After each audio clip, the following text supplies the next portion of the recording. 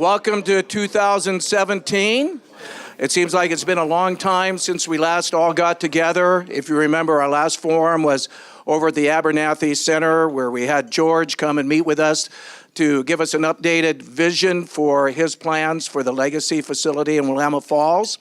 And we announced at that time that we were going to be able to have Tony Konkol, our city manager for Oregon City, do our kickoff presentation for the new year. And Tony, I'm glad to see that you are here with us today.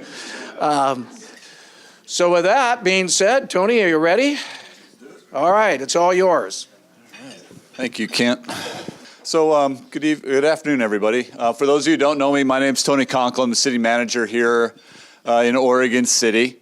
I've been with the city for a little over 15 years. I started as a land use planner, then made my way up to a community development director, and then I was put in as the interim city manager in August of 2015, and I was hired in March of 2016 to lead this great city. This is really good timing for this presentation. We just had our goal setting with our city commission on Friday and Saturday. It's really a great event. It's a great way to educate the commissioners on what we've been working on. A lot of what we do aren't the goals and the priorities that we put out in our book every day. We provide core services for safety, livability, planning, permitting, parks, recreation, transportation, police services. And those are our core services. And how we do that with our customer service is one of the things that we really strive to improve on daily. How can we do things better? How can we do things differently? How can we do things more efficiently? How can we improve communication with the residents, with the citizens we serve, with the businesses we serve, with the builders we work with? So it's a constantly evolving process that we go through. In that goal setting event that we had with our commissioners, we'd like to remind them of how far we've come. And it wasn't just in the last year or the last 2 years over our 2-year budget.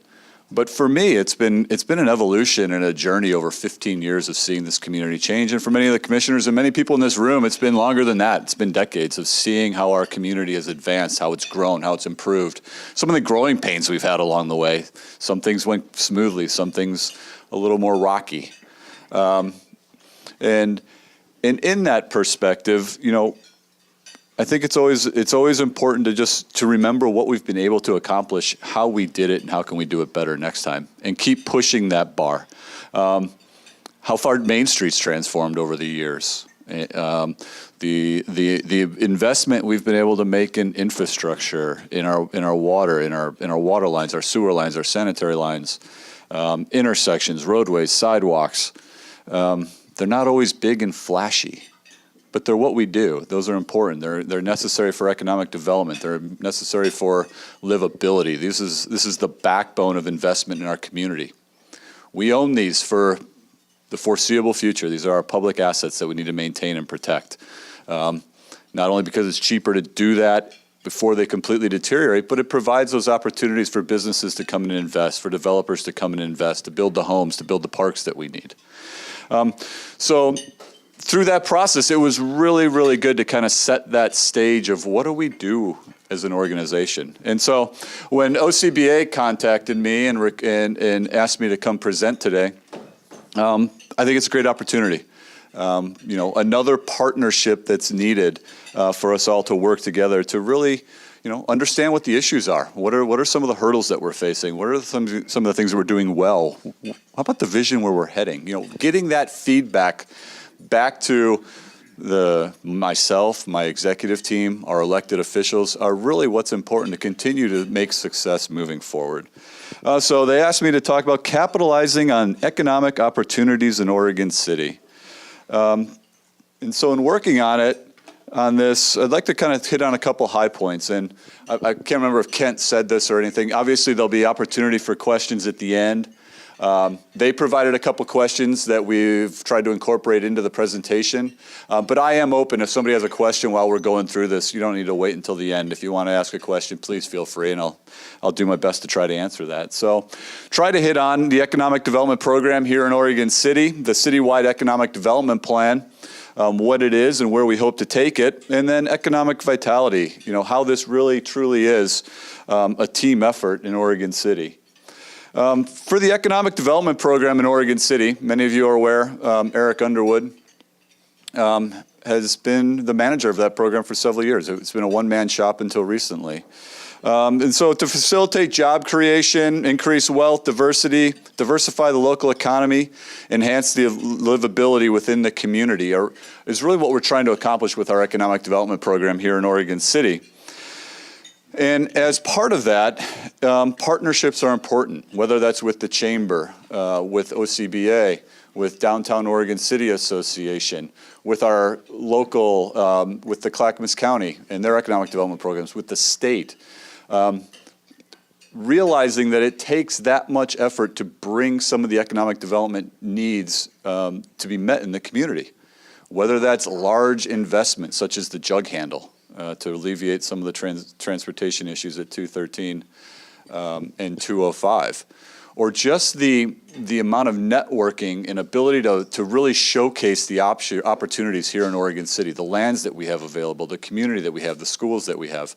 It's really creating that partnership and those links with those other agencies to really get the word out to whether it's site selectors or developers to really make them understand why you want to invest here in Oregon City. And as we're doing that, we're continually striving to identify how can we make the process better? How can we make the process easier while still implementing the requirements of the Oregon City Charter, of our Oregon City Municipal Code, of what the community wants to see as a whole, but really trying to identify, are there better ways that we can be doing this when it's working with a development application, a development permit, or just getting the information out there so that people are informed of programs that are available and opportunities that are available here in our community.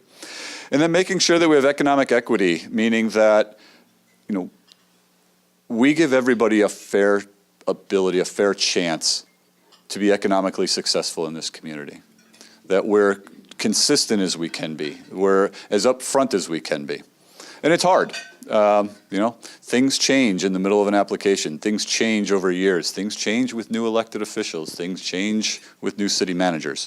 But trying to be as consistent and upfront and take away some of those unknowns that are out there so that it does make investing a little bit easier in our community. As we walk through, these were the goals and the priorities that we had a discussion with the city commissioners over the weekend. Creating an environment for successful economic development and focusing on these goals and these priorities over the next biennium, over our next 2-year budget.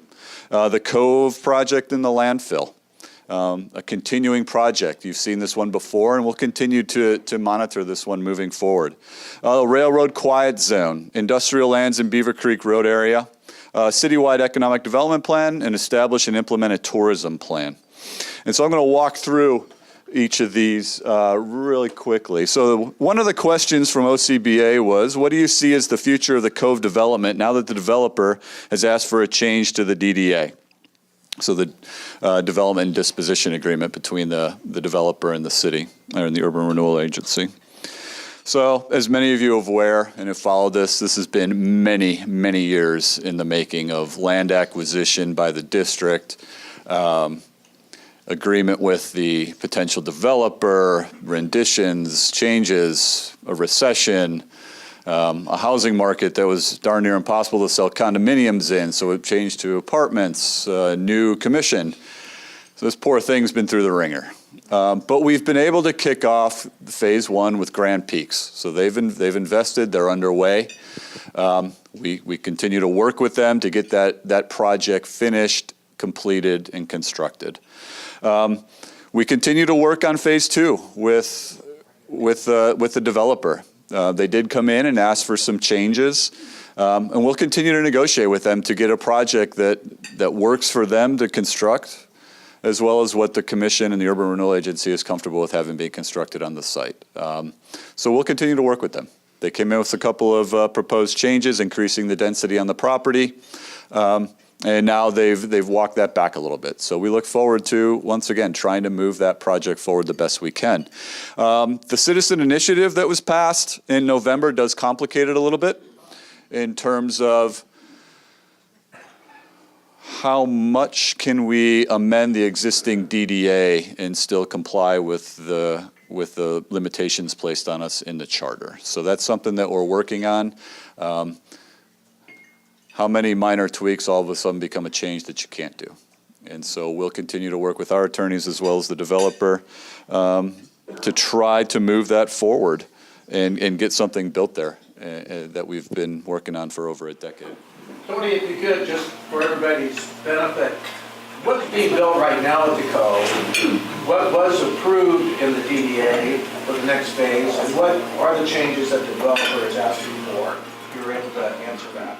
I'm pretty sure that phase one is about 244 units coming out of the ground with a recreational facility to support the development, to support the residences, as well as some live-work type offices along the first floor. So everything, let me back up. So this is phase one, and that's the construction that you see right now. And I don't remember, phase two was approximately 246-ish apartments.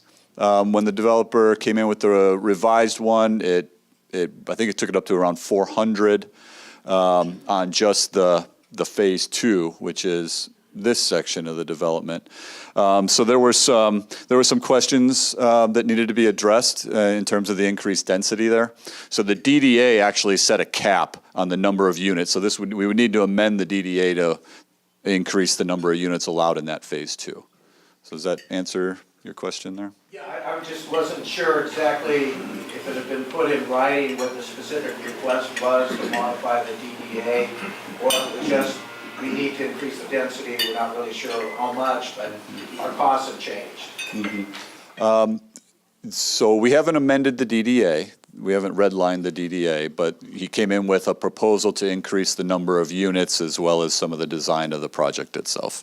So once we come to agreement on that, we'll determine what needs to be amended in the DDA, and then what we can and cannot change through that process. So one of the other priorities that the commission and we discussed with them was a quiet zone in downtown. And so obviously we have over 32 commuter and freight trains go through downtown on the Union Pacific line. Some of the areas that we identified, one of the goals was to get residential downtown. Trying to get that investment back in there. And one of the concerns we've heard is just, when the trains come through, blowing the whistle at the 10th Street crossing, the pedestrian crossing at 11th, and then as many of you may remember, 17th used to be open until we put the Amtrak station in and they closed that. And so as part of what we're proposing to do is to start the work to come up with what are the designs that we would need to do in order to have a compliant quiet zone. We've seen it put in Canby, up in Portland, really trying to support the reinvestment in downtown, whether it be for residential or some of the more mixed-use uses that we'd like to see there. So part of this would be identifying the scope of work with Oregon Department of Transportation Rail Division as well as Union Pacific Railroad, and really start to get that ready, get the design work done, get the cost estimates done so that when that private development does come in and it's necessary to make those improvements, we'd be ready to move forward with that. And 17th may or may not be on there. I'm not sure that it's a priority for the railroad right now because they did close that for bike, ped, and vehicular access.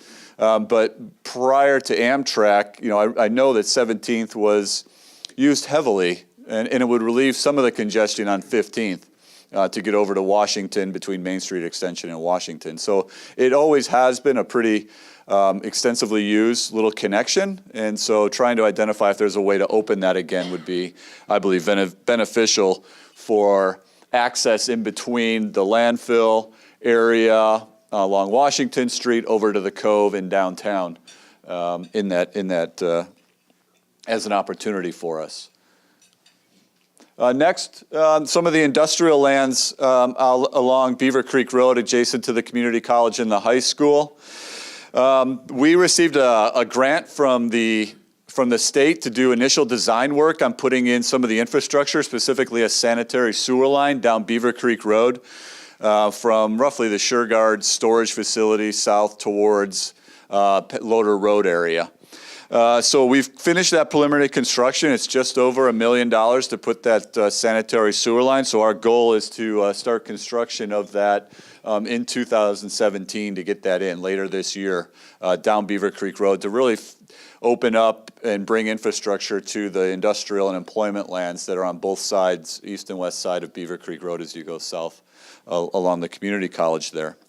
Our economic development department's also been working with Clackamas County and the Oregon City Chamber of Commerce to really look at a marketing initiative for these employment lands down around the college and the high school. So these areas that you see highlighted here are some of our vacant employment areas.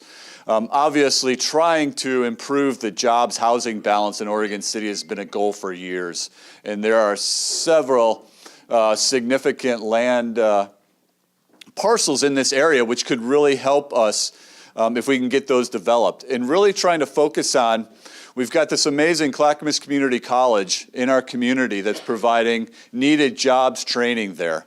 And what would be the ability to market that to potential employers, saying, look, we have the jobs training base right here. You could build within a stone's throw of this community college in the high school for that jobs force training and be able to supplement and have your workforce training ready to go if you move into this community. So really trying to highlight those synergies between business development with the chamber, what we can provide at Oregon City with zoning and infrastructure, and then the community college with their workforce training, and trying to time this and tie it in with their new industrial technical center that they're going to be constructing here in the near future at the community college. So once again, really just trying to build on the resources we have with the relationships that we can make with the other groups in the community, and trying to find those ways to support one another, whether it be through job creation, job training, development of industrial lands and employment areas that we just really do need here in Oregon City.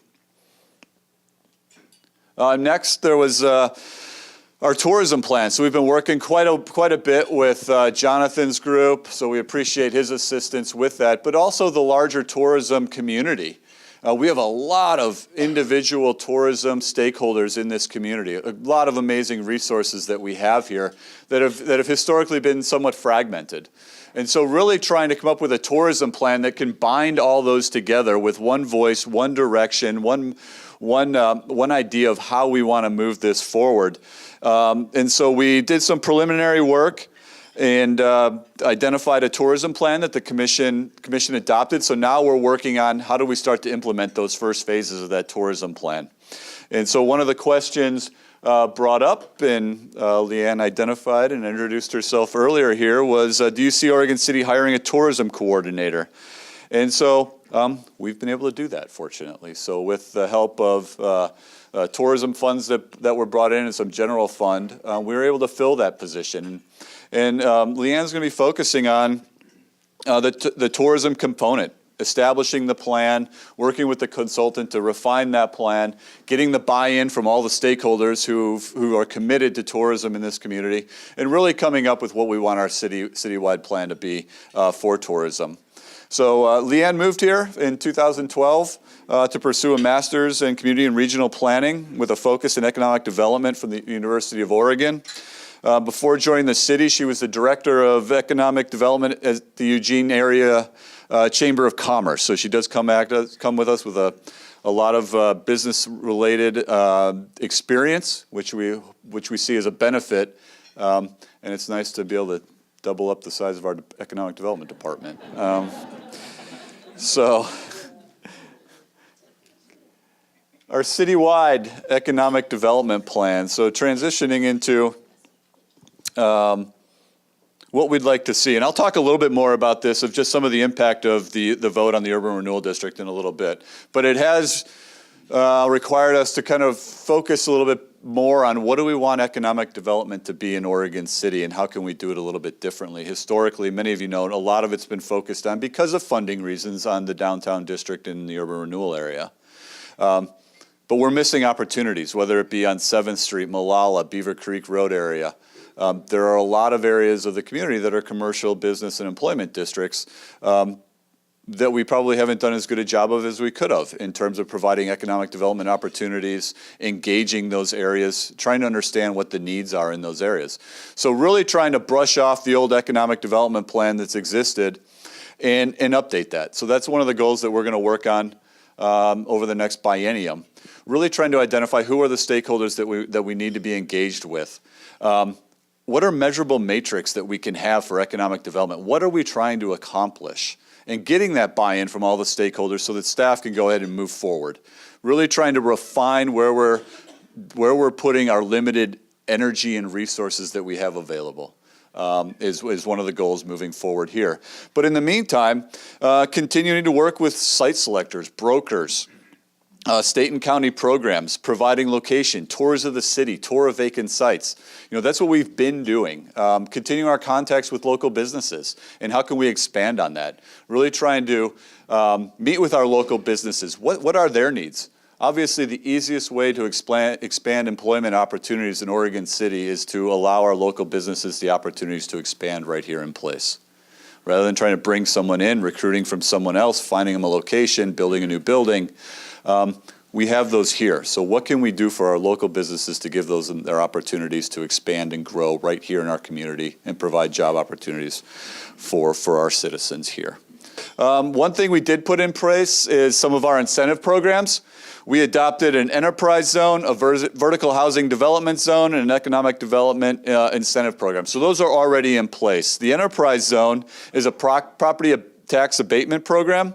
And since it's been in place, we've leveraged over $22 million in private investment and created 27 new living wage jobs here in Oregon City. So it's been good to see businesses, local businesses, utilizing the programs that we put in place. The vertical housing development zone, 2 projects will result in the establishment of a downtown residential, the Cove and 10th and Main properties. So this is a property tax exemption program for mixed-use developments. It has a 10-year window on that, so it'll expire after 10 years if certain criteria for the vertical housing tax credit are met. And then our economic development incentive program, we awarded one award this year for $75,000. That leveraged $180,000 in private investment and created 15 additional family wage jobs. So really trying to identify what are some of the needs, and are there programs that can be tailored to meet those in our local community here. So brand new programs that have been put in place, and it's good to see some use coming out of those. The future of urban renewal. What do you envision the city's position and/or strategy to be on urban renewal now that the ballot measure passed? That is a wonderful question. So a couple things are happening. We will be in Clackamas County Circuit Court on February 13th, and one of the questions will be whether the ballot initiative that was put forward should have ever been on the ballot. You can do a voter initiative to change things that are considered legislative. You cannot do a voter initiative to change things that are considered administrative. The Urban Renewal District was created by the Oregon State Legislature. So our position is that this was an administrative change. It can't be you can't do a local ballot measure to supersede state law. So that'll be decided on February 13th. In the meantime, we've respected the decision in the vote. We've frozen all expenditures of urban renewal funds. We've transferred those liabilities for outstanding debts and budgeting to the general fund until we get this question answered. I think that once we're successful on February 13th, and I believe we will be, then we're going to have a policy discussion with the Urban Renewal Agency and the City Commission. How do you be respectful of the vote that we heard from the citizens? And how do we move forward with that in mind? So I don't have an answer for you yet of exactly how we are going to move forward with urban renewal. A lot depends on what happens on February 13th. And then we're going to have a pretty lengthy debate and discussion about what did the vote mean, how are we respectful to that vote, and how do we move forward. Some folks will talk about, I think it's approximately about $900,000 if we were to close down the Urban Renewal District that would come back into the general fund. The The one caveat to that is it's not immediate. We have outstanding debt that's existing in the district, so it'll probably take us between 6 and 8 years to pay that debt down. So in that meantime, those funds that TIF created would be paying down that debt. So it does not come back onto the general fund rolls until that debt's paid off.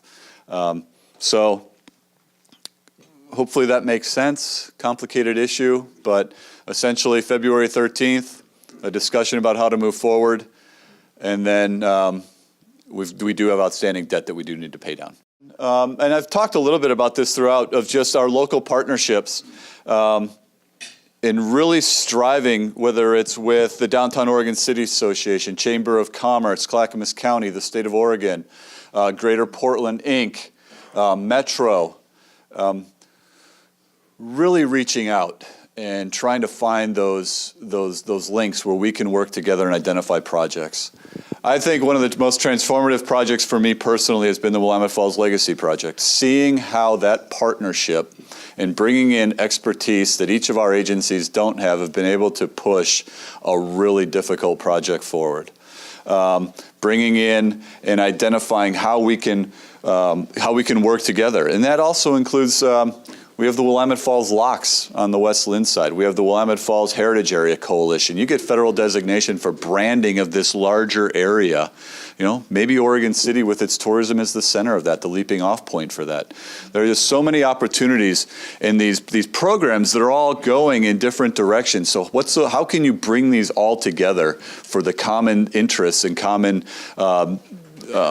decisions or results that we're all trying to get and really work together to make those things happen? Yes, William? Tony, for all the time, money, and energy that's been put into the Legacy Project, is there any estimate being made as to when we would expect to see a return on that investment? I mean, like which decade we would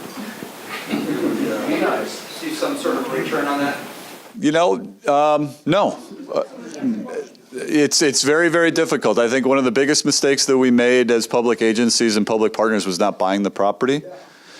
That being said, you know, we continue to work with the property owner that we have with us. We worked with the bankruptcy trustee. We work with George, Mr. Heigerken. You know, we've had a great relationship with George. He's been very supportive of the project. He's contributed funds. He's worked with us on providing access easements. And we'll continue to support his efforts to build on the property when he's ready to. There are certain things that we can do. And it was interesting, we have this discussion quite often, because I can remember when we started at the Partners Group and we were talking about where are we going to invest initially on the Riverwalk or on the site.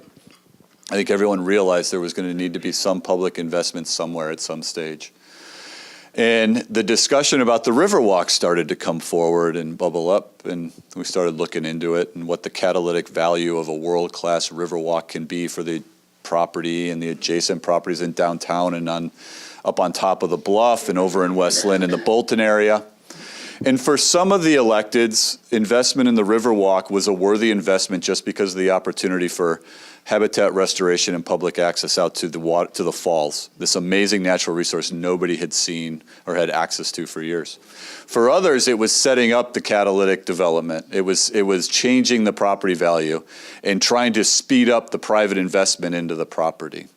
In an ideal world, wow, William, you think you'd learn by now. I feel like Dan up here. I got to yell at you. And so, you know, in the ideal world, you know, it would have been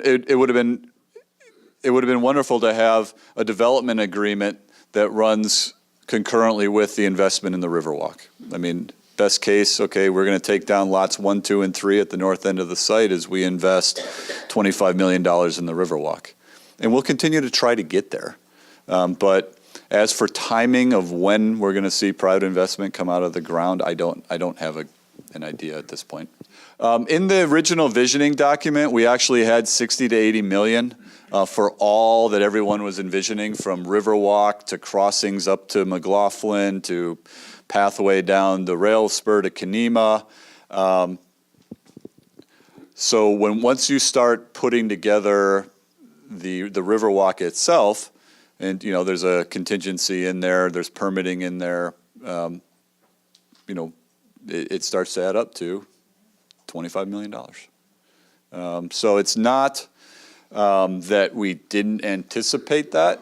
In the visioning document itself, we did have a pretty big range of costs for the full implementation of the plan. And at our November forum that we had over the Abernathy Center, we did have a presentation by people that were very engaged in the Riverwalk design, and we plan to have them back this year to go ahead and give an update. And timing-wise on the private ownership, we can't control. But the Riverwalk itself, it seems like you do have some tremendous influence as to when that goes forward. Right. When do you actually see construction of that happening? So right now we're hoping to have the next round of Riverwalk design by May, June of this year, with a goal of trying to start construction in 2018. So that's where we're at right now. Some of the unknowns is depending on what the first phase of the Riverwalk development is, what we come up with is where we're going to invest, has different impacts. Some of the areas are a little easier to get to, a little easier to construct. If you have in-water work or if you don't have in-water work, some of those permitting requirements will determine how quickly we can move to construction. If we've got to go with the Army Corps of Engineer permits, Division of State Land. So if you're in water work, so we're trying to allow enough time to get through that process, but it's also a process we don't control the timing of. Yes, sir. The complexities of that site and the topography and the buildings constructed over the rock and so forth. In order to do the Riverwalk construction, is that contingent on the private investor having a concept plan in place where he has to do some of his own construction, demolition, whatever, to allow the Riverwalk to be started and built? With the existing easement that we have in place, we have quite a bit of ability to demolish necessary buildings to construct the Riverwalk. Obviously, we're hoping that we go hand in hand with the property owner as to what's going to be constructed. Seeing the benefits of this investment. But right now, we have an easement over the property. Metro has an easement, 120-foot wide easement, for the construction of a Riverwalk. And so I guess to answer your question, it's not necessarily dependent on a financial investment from the private property for us to build the Riverwalk component. But obviously, as much as we can work together, is a benefit to both sides in that agreement and construction. So does that get to your question? Yes. Okay, great. Yes, ma'am. Tony, going back to your local partnerships and economic efforts, I hope you'll consider the farmers market as a small non-profit partner in your efforts. We certainly want to promote livability and the success of business here in Oregon City. Currently, today there are 5 bricks and mortar stores that are operating because they got a leg up at the market. And in fact, the latest one hasn't yet opened, Grano Brook Bakery, down on 15th, right? We're all anticipating that. But the one that opened more recently, which is OP Verst, which is a spin-off from Olympia Provisions, which is a restaurant and facility up in Portland, they were actually quoted in the Oregonian article saying that they tested the waters in Oregon City at the farmers market, realized there was a market for their product here in Oregon City, and didn't hesitate to open a business here. So I hope that you business leaders around here at the tables will recognize that the market really is an incubator for small businesses here in the city. And we would love to consider ourselves a partner with the city. Wonderful, I appreciate it. So economic vitality. A team effort, and so I've been hitting on this, just in terms of really trying to do a better job, a good job of reaching out, of communicating effectively, of hearing what the needs are, and trying to identify ways to address those or make the process a little bit better, a little bit smoother. Are we focusing our energies in the right place or not? So livability through community programs and services, community safety. public improvements, financial strength, skilled workforce, and talented leadership. I realize the last part can be debated. But that being said, this is really trying to focus on what are some of the things that we bring in and some of the core services that I talked about earlier. We do see what we provide as a public agency as important building block for economic development in the community, even though it may not be direct related to a business. We see the tangential benefits associated with some of the services, some of the improvements, some of the resources that we provide. And so how do we do that? And so livability through community service and programs. Just some interesting facts as we were doing our goal setting. I asked all the executive team to put together kind of, what did you guys do over the last year or so? And there were some really amazing things that we've accomplished and that probably aren't out there and should be acknowledged.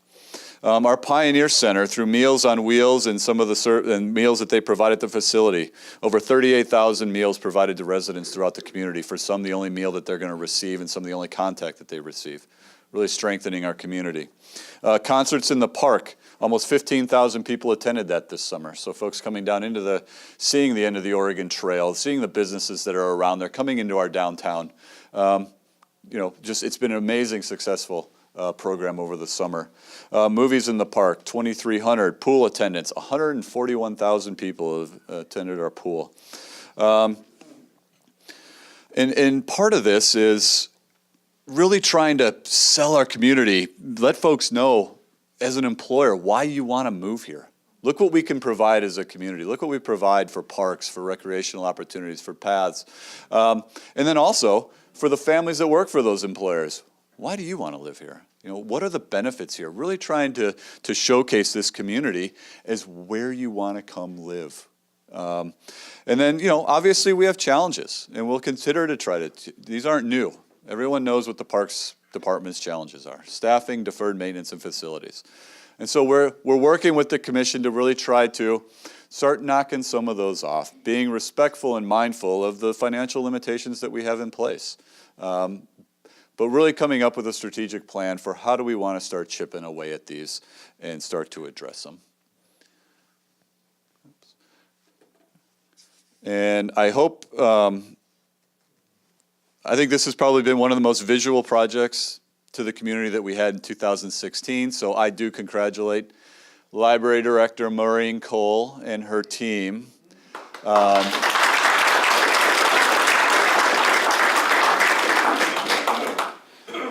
This was a long time coming, and I'm sure many of you are involved in that process. I'm not sure if there's any locations we haven't looked at in the city, but to take the Carnegie Library on the National Register of Historic Places, an amazing asset in the community, and put an addition on it that I would say overwhelmingly is supported by the community. I thought it was thoughtfully done, well done, and so it'll be a resource for our community for the next 100 years. And it'll protect the original building itself. So I think they did a great job of engaging the community, addressing their concerns. There were lots of pitfalls: 1-story, 2-story, underground, trees, parking. And I think that being thoughtful in that process and listening, we didn't always agree, but we were thoughtful in how we move forward. And I think that goes a long way to why this library was so successful. But then also, we continue to see monthly increase in the folks using the library, bringing people into 7th Street and John Adams that'll then visit the businesses right next door there, or up the hill or down the hill or downtown. So really making this a place where people want to come to, not only in Oregon City, but throughout Clackamas County in the service district, and inviting them into our community and showing them the things that they haven't seen already. So once again, how do we use the library to drive economic development, education, and communication in the city here? And of course, on time and under budget, as Mo likes to remind me. Community safety. So I'll come back and talk a little bit about the vote and unsuccessful in getting the bond approved to build the new community safety facility. But I really do want to acknowledge Chief Band. We've had a lot of issues that we've dealt with. whether it be the transient population that's come in, that's in our community, impacting residential and businesses, especially in downtown in the McLaughlin district. Really taking and trying to transform from being a reactionary police force to a proactive one. We've identified police officers and planners for each of the neighborhood associations, creating those individual contacts and faces so that community members know who to talk to, who they can call, and having somebody just creating a familiarity, with the city, with the jurisdiction that serves them. They've done a great job with National Night Out, 911 Christmas.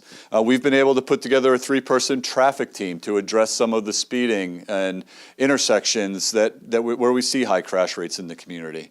So other than, I won't name John Lewis, but other than him, hopefully no one else has got to see our traffic enforcement team. But they are out there. Uh-oh.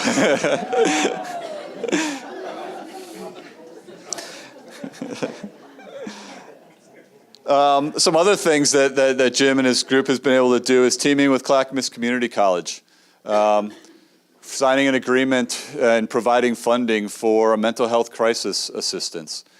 Police officers, last thing, I know there's probably a lot of different philosophies and positions on this, but 40%, I believe, is mental health related. 40% of homelessness is substance abuse related, with a lot of crossover in between there.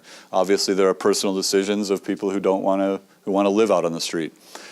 But just arresting somebody who's mentally ill and putting them up in Clackamas County Jail does not address the problem of mental health or substance abuse. So really trying to team with social service providers in Clackamas County to get at least provide the opportunity to take advantage of services. And they've also done it through community court.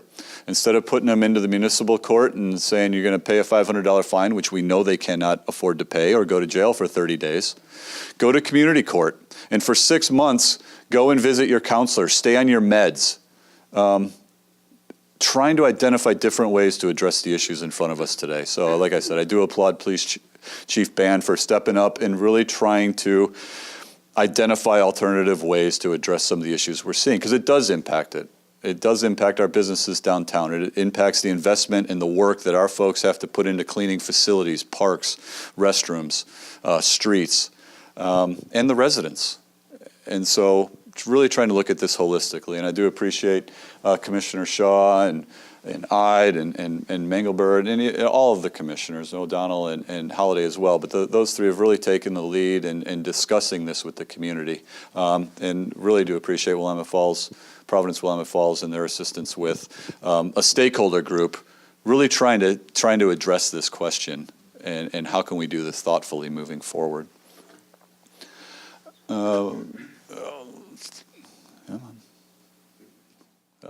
Public improvements.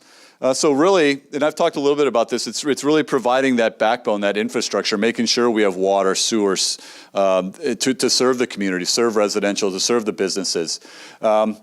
There are some issues that we need to address. We do have deferred water infrastructure that has to occur, and we'll continue to have those conversations with the community and address those through a charter amendment or other ways that we can. But congratulations, the last thing we want to do with water is get in a situation that we did with sanitary sewer. We had to declare a moratorium in 7 areas of the community.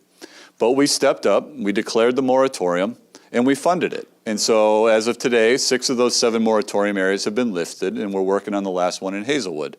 So as many of you saw over the summer, there was a lot of work going on. We had roads with pavement maintenance utility fee going in, 15th Street water line going in, dealing with some of these moratorium areas, so just a lot of work going on. I also want to congratulate John and his group. We are 1 hearing away from a $3.8 million in transportation funding from Malala Avenue from Beaver Creek down to 213. So that'd be a great improvement. That'll be a great improvement that's matched by about $4 million of local funding, so putting our local money into our local community here. I'm going to go ahead and speed up a little bit because I am taking too long. Transportation system plan, one of the questions. When do you anticipate the transportation system plan to be implemented? And what is the status of the mobility standard being adopted? So the transportation system plan is a 20-year document. It's going to continue to roll over. So I don't think I will ever see the transportation system plan completely implemented.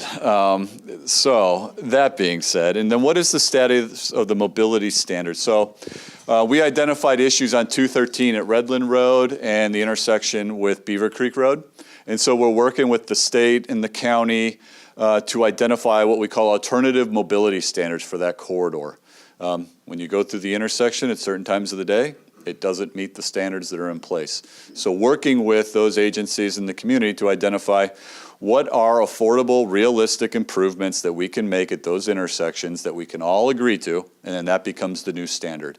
So they've put together a citizen advisory team, a technical advisory team. They've met, I believe, once already, and then I think the weather threw that off a little bit for our second meeting, but they are working towards coming up with what those standards will be. Hopefully by this summer, May, June-ish area, we will have those out of the committee and then start the adoption process, which will go to our Planning Commission, our City Commission, and then the Oregon Transportation Commission for adoption.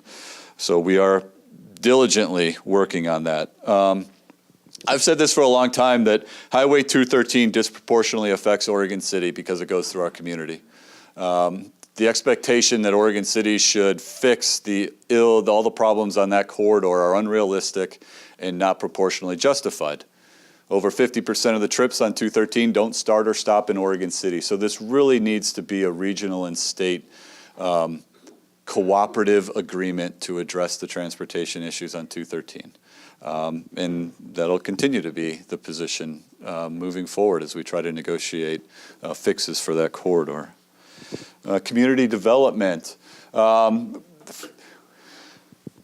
We will continue to work on the Willamette Falls Legacy project, but we've also done other things in terms of we adopted marijuana regulations that we have in place, as well as a taxing for that marijuana that's sold here. We continue to see an increase in building permits in the community. So housing continues to rise year over year, as well as investment in commercial in properties. We created a new review process for really simple, minor improvements to commercial buildings. Instead of it taking 2 to 3 months, we can now do some of them over the counter. And so really trying to be responsive to what we're seeing in terms of why are we doing this way, but also some of the concerns raised by businesses as to some simple improvements to buildings that we all want to see, but the process is just too onerous. We've also created, and I would hope the OCBA and their members and get this out there, in response to being more customer friendly, trying to increase communication with builders, developers, property owners, we created the Development Stakeholders Group. It meets the first Thursday of every month at the Community Development Department at 7:30 in the morning. It's a great opportunity to meet staff, building official, community development, and really talk about issues that are out there, whether it's a permitting process, an inspection process, new things we're rolling out, or regulatory requirements we have to meet. So just another way of trying to improve communication. And then we also received $100,000 for an affordable housing grant. Once again, trying to identify and deal with the rising housing costs that we see all throughout the region and the state, and what are some tools that we can put in place to provide those options here in Oregon City. Concept plans and annexations. One of the questions, can you describe in greater detail the process that the 3 concept plans must now go through in order to be annexed into the city? So 3 concept plan areas were South End, Park Place, and Beaver Creek Road. And first, annexations in Oregon City are property owner initiated. The city doesn't initiate annexations. That could certainly change should the commission decide that's a different priority. But for the time being, it's property owner. And so we had some state legislation that was passed that circumvents the vote of the people. So our charter said any annexation has to go to the vote of the people. State regulations were passed. If certain criteria are met, it doesn't need to go to a vote anymore. So I've often been asked this question, where are you at on this? And my response has always been, as a practitioner, I think voter annexation is poor public policy. You spend a lot of time and concept plans, planning these areas, investing for these areas for future development. Balancing that, taking the question of annexation out because it's very emotional and divisive in this community at times. the next question is, as an employee of Oregon City, I'm responsible to implement the charter and the code that's adopted. And so you have this dichotomy of a professional side that says, wow, this is really bad policy, but you have a charter amendment. There's nothing illegal about bad policy. And unfortunately, we at the staff level sometimes get to implement it. And so that's been where we're at. You know, we're not anti-annexation, we're not pro-annexation. We process the application, and that's the responsibility of staff here. But the flip side, like I said, taking annexation out of the question is, did the state legislature overreach in affecting local home rule authority? And that question is in front of the courts and will be decided. At this point, we're not taking a position as a city, one way or the other on that. But if it were something else that was important to the community and the state came in and usurped our ability to make our decisions on home rule authority, we might have a different position. So it's a difficult issue, but you know, home rule authority is important for local communities to have and maintain. Let me just get through. On our financial strength, a lot of credit to Wyatt and his department. 5th year in a row, received Finance Department Excellence in Financial Reporting. 2nd year in a row, Distinguished Budget Presentation. We've maintained our AA bond rating from Standard & Poor's. We've been working quite a bit on long-range planning and forecasting. I think some of the biggest financial issues, and these aren't going to be surprises, PERS and what that hit is over the next 6 years to us, and how do we absorb that and move forward until the legislature either does or does not address that issue. The closure of the urban renewal district had immediate impacts. We had staff paid out of that, programs paid out of that district that needed to be absorbed into the general fund. Our right-of-way fees. There's current lobbying at both the state and the federal level to exempt or restrict the ability of local jurisdictions to implement their right-of-way fees. So all of those three will definitely potentially impact us, depending on what the outcome of that is. So continue to work with Wyatt and the commission and his team to make sure that we have ability to absorb those should we need to in a worst-case scenario. The good news, if anybody's had the chance, I know it's really exciting, the biennium annual update on where we are with our budget. It's actually well-written, short, and very informative. In a nutshell, revenues are higher than we forecasted, and we've done a really good job of controlling our expenditures. So rolling into the new budget year, we're feeling pretty good moving forward. A skilled workforce. Do you anticipate Oregon City hiring some additional staff in 2017? If so, in what departments and for what purposes? We talked a little bit about the Economic Development Coordinator position that we've already filled with Leanne. We've had a Community Coordinator Public Information Officer in the existing budget that we are going to move forward with and fill over the next couple of months here. Chief Ban has been able to work with the Oregon City School District. They're bringing 50%. We're putting in 50% for a second school resource officer to focus on the middle schools throughout the community. And then we talked a little bit about the homeless liaison officer that we're bringing on. So really we're looking at, for 2017, probably one additional FTE in that police department area to offset some of those changes. And then some of the leadership opportunity. Obviously, I'm a new city manager here. We promoted Laura Turway up to the community development director, Phil Lewis as our community services director. So we've seen some changeover. Would also like to welcome Nancy Ide to the commission. Renata, very successful in her reelection, and then Commissioner Frank O'Donnell to the commission as well. And the discussion I had with the commission over the weekend was that even though we've had these changes, we've got such a talented team at the executive level, the management level, that we've been able to continue to move forward with the progress that we've had in the community in a pretty seamless manner. It's never perfect. We all acknowledge that. We can always do better. But really, they're dedicated to the community. They're dedicated to making improvements where we can make them and bringing new ideas.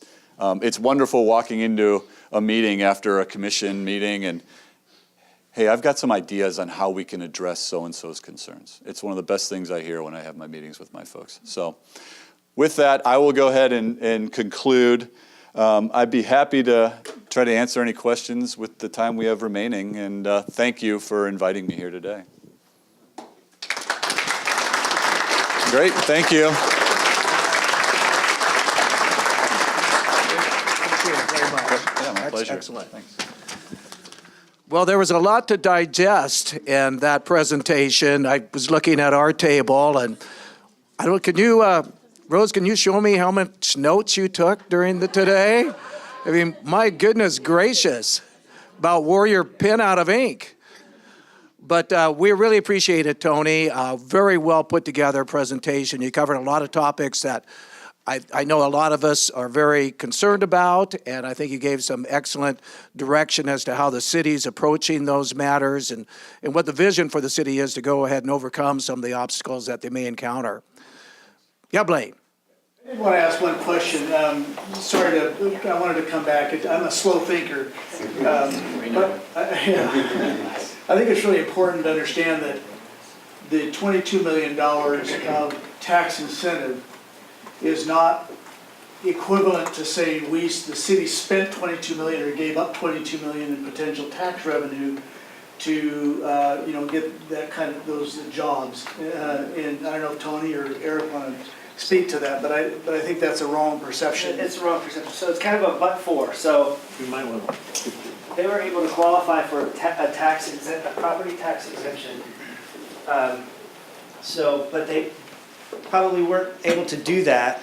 They weren't able to invest that money if it wasn't for this program. So they're saving money on property taxes. So that encourages them to invest money to expand their operations, whether it be new equipment, new structures or buildings, additional workforce, that sort of thing. So that is the investment total, the $22 million that our companies have spent with their money to expand. Good. And it seems like a lot of the theme of today's discussion centered around economic development. And I couldn't agree more that is at the crux of opportunities that are available to Oregon City and its citizens and businesses. On your table right now is a short resume of who our speaker is going to be next month. And Nick, if you could go ahead and share a little bit about Tom. We're fortunate to have him. His speaking fee is $1,000. And Sherry Hansen and Columbia Bank have been willing to go ahead and step up and pay his $1,000 speaking fee so that we can have him here next month for our Business Alliance Forum. So I highly recommend that you come. Yes, thanks, Columbia Bank. Many of you may know of Tom Patowski in his prior position as the economist for the state of Oregon for many years. Anyway, he now with this Northwest Economic Research Council, he charges for his speaking engagements, and those funds go to support that student research organization. So all the pieces have come together, and he will be here on the fourth Tuesday of February, which is February 28th, I believe, the last day of the month this year. We expect a big crowd. You'll get a notice of the details later via email, as you usually do, but probably will be at the Abernathy Center this time. So he's a dynamic speaker. Usually when I've heard him speak, it's been at a large event at the convention center, and the fee has been punitive. And for this event, the fee will be your cost of lunch, thanks to Columbia Bank. Doesn't get any better than that.